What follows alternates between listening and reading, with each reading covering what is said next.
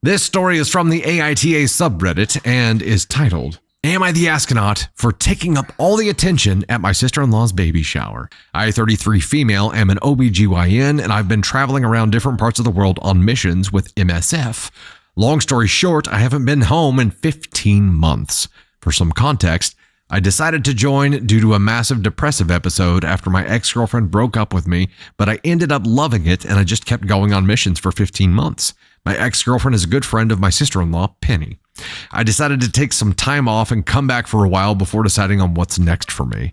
I returned 2 weeks ago. My brother, I'll call him Harry, 34 male, and his wife, Penny, 28 female, are expecting their first child. They had scheduled a baby shower for yesterday, and obviously Penny invited me. Family members and some of Harry's old friends were asking me questions about different missions, why I left for charity when I could earn a fortune here, whether it was hard being a woman in those areas, etc. I gave them short answers, but they asked more questions. Penny subtly asked me to talk one-on-one in the middle of the party. She told me I was monopolizing everyone's attention and taking up everyone's time, and no one was paying attention to the purpose of this gathering due to my being there. I apologized and asked her if she wanted me to leave. She said I had been enough of a distraction and told me to please leave early. I left about half an hour after this talk. So far, everything's good. The next day, Harry called me and told me I had been a rude guest the day before because I had ruined their first child's baby shower. He said I should have kept quiet or at the very least left the party the moment Penny asked me to. Was I an asshole? What were you supposed to do? This feels like a Kobayashi Maru. For you, OP, there was no way to win. When people asked questions about what you had been doing, if people asked you things and you just said, we'll talk about it later, or didn't answer, you're an asshole for that. So by answering, people's just attention naturally perked and traveled your direction. You're an asshole for answering people's questions? I don't understand that. I mean, I get them wanting to focus the conversation, but Penny could have focused the conversation without making it OP's fault. Completely could have redirected it here and being like, okay, guys, let's focus on this. It doesn't have to be her fault because people are asking her questions about what she's been up to. That is not OP's fault.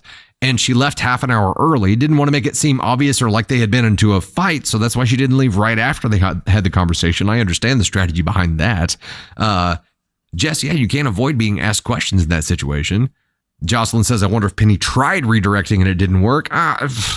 So she should be pissed at everybody then. I'm mad at all of you for asking the questions, and I'm mad at you especially for answering them. Dicks. It's what? I'm sorry, but you're just too interesting. We're going to have to ask you to leave. Okay.